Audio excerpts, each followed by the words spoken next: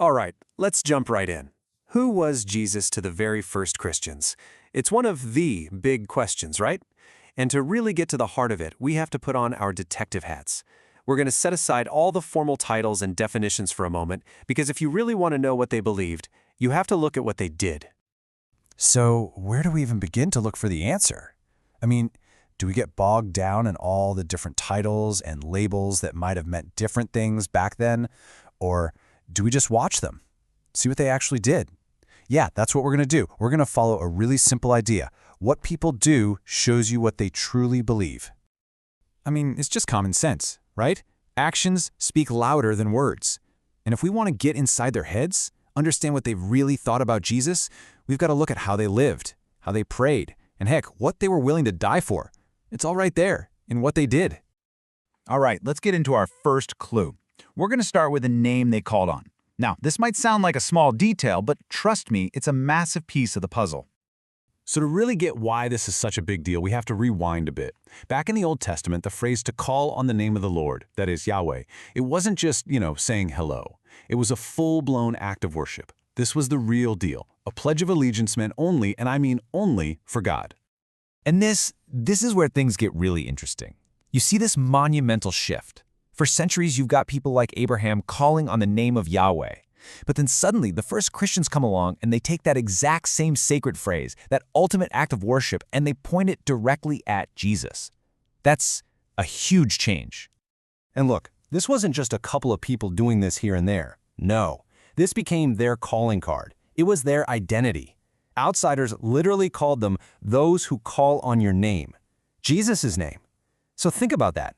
An act reserved exclusively for God for centuries is now the defining practice of this new movement, and it's all directed at Jesus.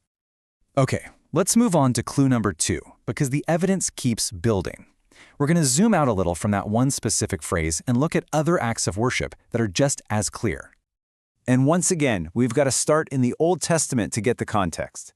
Right here in Isaiah, you have God himself speaking, and it's an absolute mic drop moment. He says, "To me, every knee shall bow, every tongue shall swear allegiance." It's this claim of exclusive, universal worship. No one else gets this. That's the standard. Okay, now fast forward to the New Testament, and wow, look at this.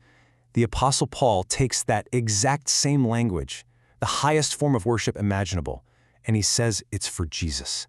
The parallel is it's impossible to miss. What the source is showing us here is a direct equation. The worship that belongs only to God is now being given to Jesus. And you've got to understand, this wasn't just some dusty theological debate happening in a classroom. This was real life. It had life or death consequences. I mean, a huge reason so many early Christians were martyred is because they flat out refused to call the Roman emperor Lord. Why? Because for them, that title and all the worship that came with it belonged to one person and one person only, Jesus. And the New Testament just keeps hammering this point home. Look at this language. It's so specific. Honor the Son just as they honor the Father. Not kind of like, not almost as much, exactly the same honor. It says he's given the name that is above every name. And get this, even God's own angels are told to worship him. The message is pretty clear. All right, so we've seen the worship they gave him. Now for clue number 3. We're shifting gears to something even bigger, more fundamental. We're talking about Jesus' role in the fabric of the cosmos itself. And this really boils down to one simple but huge question. Was Jesus a creature or the creator? When those first believers wrote about him, did they see him as just another part of creation, maybe the most important part, sure, or did they see him as the one who did the creating? Well, the writings are unbelievably direct about this. John's gospel kicks off by saying, "Through him all things were made."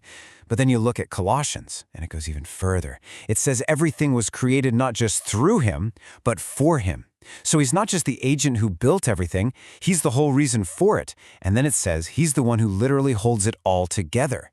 That's a cosmic level role.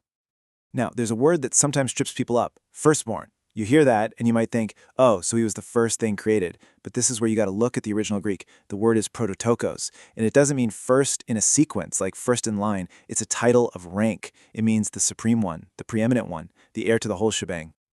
Okay, so you see how all these clues are stacking up? The name they called, the worship they gave, his cosmic role, it's all building to a climax.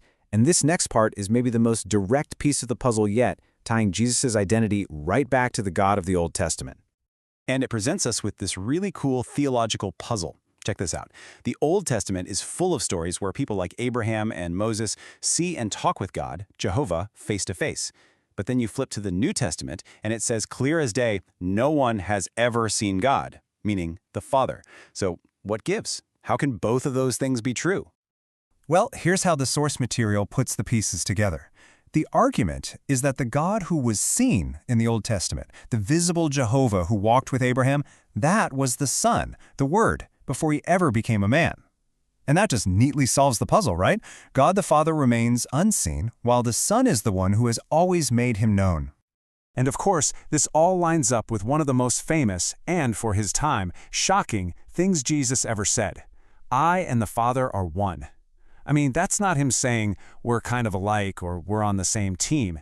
It's a claim of essential, fundamental unity. Okay, let's pull it all together now.